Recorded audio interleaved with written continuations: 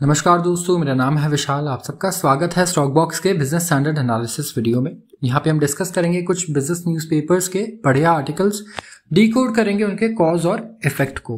सो हमारा एम होगा कि हम बिजनेस, मनी, फाइनेंस से रिलेटेड आर्टिकल्स को चूज करें और उनके कॉज और इफेक्ट को एनालाइज करें, ताकि हम सीख पाएँ कि एक बिजनेस न्यूज़पेपर आर्टिकल को किस तरीके से हमें पढ़ना चाहिए। शुरुआत करते हैं सबसे पहले इन ब्रीफ आर्टिकल से। यहाँ पे कुछ छोटे छोटे आर्टिकल्स डिस्कस करेंगे हम अलग अलग इश्यूज पर। सबसे पहले है China and Serbia on Wednesday agreed to follow a shared future as president Xi Jinping visited the Balkan country as part of his bid to forge stronger relations. China और Serbia एक eastern European country है, छोटी सी country है, बहुत ज़्यादा famous country नहीं है मैं कहूँगा। इकोनॉमिक टर्म्स में हम बात कर रहे हैं।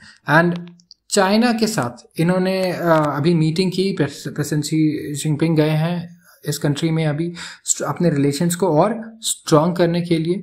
यहाँ पे अगर आप देखें, जो वहाँ के प्रेसिडेंट हैं उन्होंने ये कहा है कि चाइना 2020 से हमारी कंट्री में सबसे बड़ा इन्वेस्टर है और 30 गुना ज़्यादा इन्वेस्टमेंट हुई है पिछले 10 सालों में, पिछले एक दशक में। ठीक है, तो यहाँ पे एक फ्री ट्रेड एग्रीमेंट किया जाएगा, फ्री ट्रेड डील, जिसमें गारंटी किया जाएगा tariff free exports for 95% of Serbian products to China. तो यहाँ पे जितने भी सर्बियन प्रोडक्ट्स जो एक्सपोर्ट होंगे चाइना में, ठीक है, चाइना को एक्सपोर्ट होंगे, उसमें 95% प्रोडक्ट्स पे कोई टैरिफ नहीं लगेगा, ऐसा यहाँ पे अग्रीमेंट होगा। तो यहाँ बात होगी अगले 5 से 10 सालों की। ठीक है, इसे हम बोलते हैं फ्री ट्रेड एग्रीमेंट्स। जैसे अभी इंडिया और यूके के बीच में भी एफटीए डिस्कस हो रहा था, राइट। सो इंडिया का भी एफटीए है कई सारी कंट्रीज के साथ, जहाँ पे कई सारे गुड्स ऐसे डिसाइड किए जाते हैं जहाँ पे कोई टैरिफ नहीं लगेगा, कोई टैक्स नहीं लगेगा इम्पोर्ट पे या एक्सपोर्ट पे। IPhone China shipments surge 12% after discounts. Chinese iPhone shipments बढ़े हैं 12% मार्च के महीने में। एप्पल इनकॉर्पोरेशन एंड उनके जो रिटेलर्स हैं, इन्होंने अभी दाम सस्ते किए हैं, तो डिस्काउंट प्रोवाइड किया गया एप्पल के प्रोडक्ट्स पे, जिसके बाद 12% की ग्रोथ देखी गई शिपमेंट्स में। तो यहाँ पे एफर्ट डाला जा रहा है डिस्काउंट के थ्रू सेल्स को बढ़ाने का।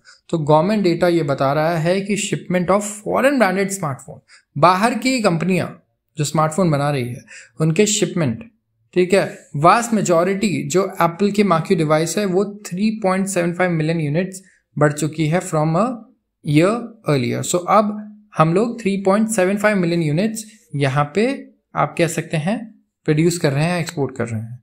Tesla auto pilot probe US focus on securities for. US के प्रोसिक्यूटर्स एग्जामिन कर रहे हैं कि कहीं टेस्ला ने सिक्योरिटीज या वायर फ्रॉड तो कमिट नहीं किया है, इन्वेस्टर्स को धोखा देकर, मिसलीड करके, ठीक है, और अपने कंज्यूमर्स को भी अपने इलेक्ट्रिक व्हीकल्स के बारे में उन्होंने कुछ ऐसी बात तो नहीं बोली है जिसमें वो मिसलीड कर रहे हों सेल्फ ड्राइविंग कैपेबिलिटीज को लेके। एफएसडी जिसे हम बोलते हैं, full self drive mode, Tesla जिस पे वर्क कर रहा है, और टेस्ला का ये मानना है कि सबसे ज़्यादा एडवांस टेक्नोलॉजी टेस्ला के पास ही है पूरी दुनिया में जब बात सेल्फ ड्राइविंग मोड की आए। तो टेस्ला का ऑटो पायलट और full self driving system assist करता है, कुछ चीज़ों में असिस्ट करता है आपको। जैसे अगर आप टेस्ला की गाड़ी चला रहे हैं तो स्टीयरिंग में, ब्रेकिंग में, लेन चेंज करना है, लेकिन पूरी तरीके से ऑटोनॉमस नहीं है। मतलब ऐसा नहीं कि गाड़ी पूरी तरीके से अपने आप चलेगी यहाँ पर। तो रेगुलेटर्स ने इन्वेस्ट किए हैं हंड्रेड्स ऑफ क्रैशेस यहाँ पे जो टेस्ला में हुए हैं विथ ऑटो पायलट इंगेज्ड, जिसकी वजह से ऑटो मेकर को मास रिकॉल करना पड़ा। मास रिकॉल मतलब बड़ी संख्या में गाड़ियों को वापस ग्राहकों से मंगवाना और फिर उनमें चेंजेस करना, कोई बॉडी पार्ट नया लगाना या कुछ सॉफ्टवेयर चेंजेस करना, इस तरीके की चीज़ें की गई। तो इस इवेंट के बाद वहाँ के प्रोसिक्यूटर्स अब इस बात की खोज में लगे हैं कि कहीं टेस्ला ऐसा तो नहीं है कि अपनी चीज़ों को, फीचर्स को बढ़ा चढ़ा के बता रहा है बहुत ही ज़्यादा, ठीक है, जिससे इन्वेस्टर्स और कंज्यूमर्स कहीं मिसलीड होकर वो गाड़ियाँ खरीद ले रहे हैं। और जैसे गारंटी दे देना, जैसे शोरूम में अगर आप बाय कर रहे हैं, और हो सकता है इस तरीके से इनके प्रोसेस हो कि ये प्रॉमिस कर दे कि नहीं अब तो बिल्कुल अच्छे से फुल सेल्फ ड्राइव मोड में चलेगी गाड़ी, और उसके बाद जब लोग यूज़ करते हो तो ऐसा रिजल्ट देखने को ना मिलता हो। स्पेशली ऐसा केस हमें ईवीज़ में देखने को मिलता है, जब हम देखते हैं कि इसकी रेंज 600 किलोमीटर है या 400 किलोमीटर है और रियल वर्ल्ड में इतनी रेंज नहीं आ पाती। हांगकांग कोर्ट ने बैन किया है protest song glory to Hong Kong. Hong Kong जहां पर आप कह सकते हैं अब चाइना ने पूरी तरीके से अपना दबदबा बना लिया है यहाँ पे, एंड अपील्स कोर्ट ने ग्रांट किया हांगकांग की गवर्नमेंट के रिक्वेस्ट को, जहाँ पे पॉपुलर प्रोटेस्ट सॉन्ग को बैन कर दिया गया है। ठीक है, तो ग्लोरी टू हांगकांग जो वहाँ के एक्टिविस्ट थे, डेमोन्स्ट्रेटर्स थे, वो एंटी गवर्नमेंट प्रोटेस्ट के दौरान 2019 में ये गाना गाते थे एंड इस गाने को प्ले भी किया जाता था। तो यहाँ पे क्रिटिक्स ने कहा कि ये जो ब्रॉडकास्ट है इसे बंद करना चाहिए, ठीक है, इस गाने का। एंड यहाँ पे फ्रीडम ऑफ एक्सप्रेशन जब से बीजिंग ने क्रैकडाउन लॉन्च किया हांगकांग पे, तब से वैसे भी खत्म होते ही जा रही है। तो अब आप कह सकते हैं कि हांगकांग भी बिल्कुल चाइना की तरह ही हो चुका है in terms of rights of its citizens. Will target French troops if sent to Ukraine. Russia ने कहा है अभी कि अगर फ्रेंच के जो ट्रूप्स हैं, मतलब आर्मी, एयरफोर्स या नेवी के पर्सनल्स यूक्रेन आते हैं तो उनको बिल्कुल टारगेट किया जाएगा, उन पे हमला किया जाएगा। रशिया ने वार्न किया है फ्रांस को बुधवार को कि अगर फ्रांस ने अपने ट्रूप्स भेजे यूक्रेन में तो वो लेजिटिमेट टारगेट्स होंगे रशियन मिलिट्री के। इमैनुअल मैक्रॉन जो फ्रांस के प्रेसिडेंट हैं, उन्होंने बहुत बड़ी कंट्रोवर्सी कॉज कर दी फरवरी में, जिसमें उन्होंने कहा कि वो ये ऐसा नहीं कह सकते कि हमारे ग्राउंड ट्रूप्स को यूक्रेन में डिप्लॉय नहीं किया जाएगा, ऐसा मना नहीं कर सकते हैं।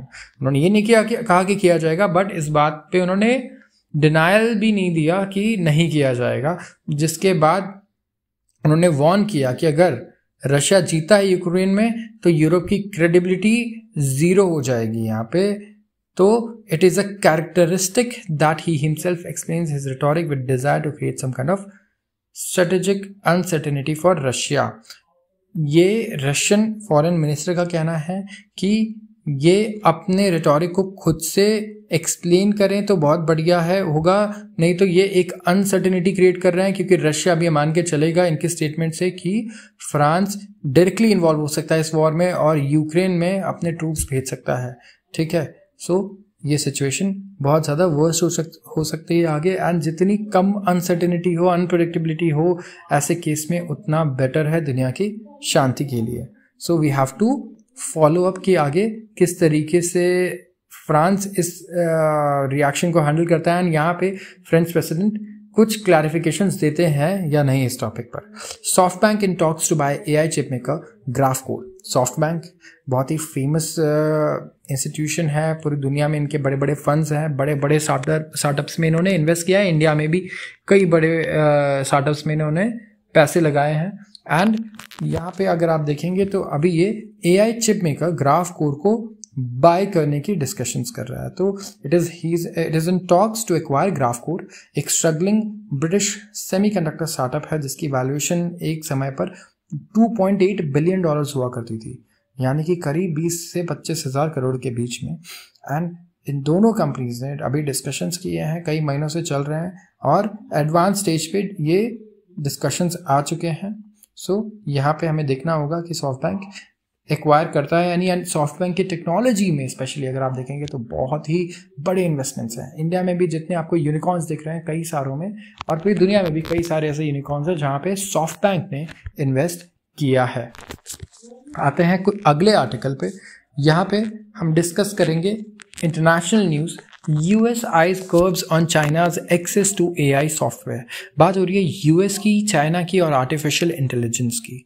अगर आप देखें यूएस को जब पिछले लास्ट सेंचुरी की आप बात करें, ठीक है, तो यूएस का कंपेटिटर था यूएसएसआर, रशिया, जो मॉडर्न डे रशिया है। एंड यहाँ पे कंपटीशन चलती थी टेक्नोलॉजी को लेके, जैसे कि स्पेस टेक्नोलॉजी, वेपन्स टेक्नोलॉजी, काफ़ी एग्रेसिव, काफ़ी ज़्यादा लंबे समय तक ये रेस चली थी। एंड तब दोनों कंट्रीज कोशिश करती थी कि एक टेक्नोलॉजी एक देश से दूसरे देश ना जाए और एक देश हमेशा पीछे रहे, एक दूसरे को पीछे करने का एम हमेशा इन दोनों ने रखा। वैसे ही इस सेंचुरी में यूएस और चाइना एक दूसरे से कई चीज़ों में कम्पीट कर रहे हैं, ठीक है। एंड बाइडेन एडमिनिस्ट्रेशन, मतलब यूएस के administration, they are poised to open up a new front in its effort. तो एक नया फ्रंट ये ओपन करना चाहते हैं।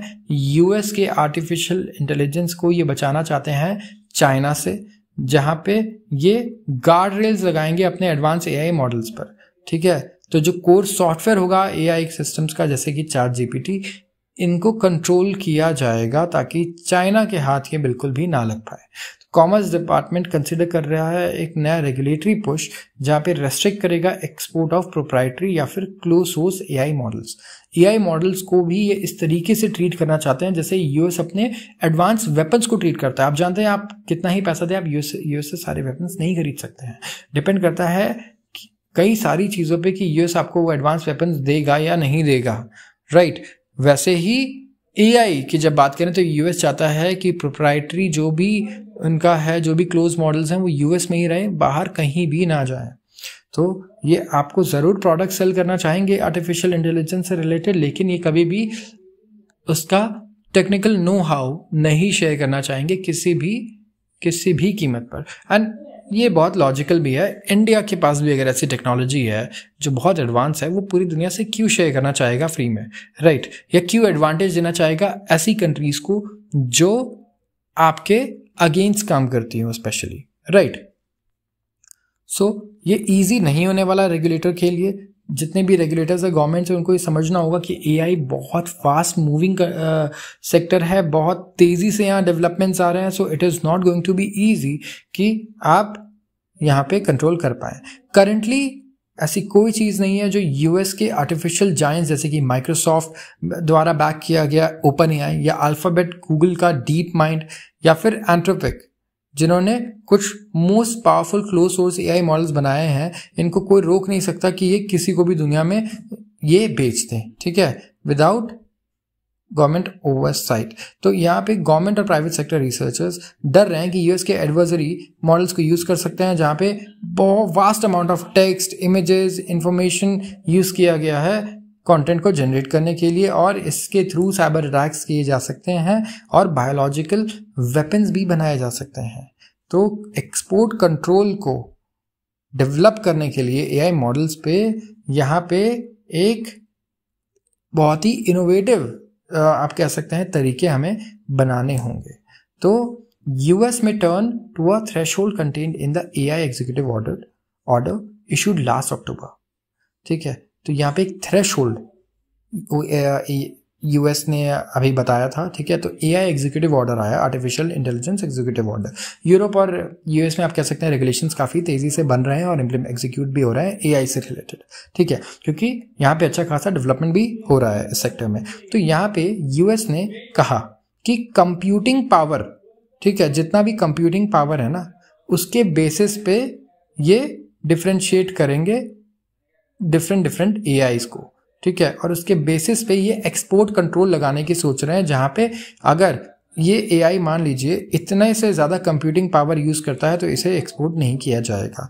तो जो सबसे एडवांस बेसिकली मॉडल्स जो होंगे उन्हें ये कंटेन करके रखना चाहते हैं यूएस में। ये नहीं चाहते कि लीक हो जाए किसी भी एनिमी कंट्री को या राइवल कंट्री को, ठीक है।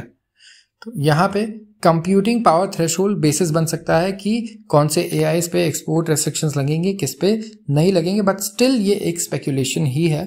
इसमें इतना सिंपल नहीं है कि आप सिर्फ एक ही पैरामीटर के बेसिस पे इतने बड़े बड़े डिसीजंस ले लें। बट हालांकि शॉर्ट टर्म में ऐसा हो सकता है, क्योंकि ये बहुत ही चिंता की बात है ऐसी कंट्रीज के लिए जिन्होंने बिलियंस ऑफ डॉलर स्पेंड किए हैं और काफ़ी क्रिटिकल ये एसेट उस कंट्री के लिए है यहाँ पे, ठीक है। सो अगर आप देखें तो प्रपोजल अभी फाइनलाइज हुआ नहीं है, ठीक है, काफ़ी समय लग सकता है, बट यूएस गवर्नमेंट गैप्स को क्लोज करना चाहता है एंड बीजिंग के जो आर्टिफिशियल इंटेलिजेंस है के एम्बिशंस है उन्हें वो ख़त्म करना चाहता है। और अगर आप देखें तो चाइना फेमस भी है इस चीज़ के लिए कि उन्होंने अपनी पूरी डिफेंस सेक्टर को इसी बेसिस पे बिल्ड किया है कि वो फॉरेन कंट्रीज से या तो सामान खरीद के उन्हें उनकी कॉपी बनाई है उन्होंने, या फिर उन्होंने चुराया है इंफॉर्मेशन, डिज़ाइंस या जो भी चीज़ें वो चुरा सकें थ्रू साइबर अटैक्स, और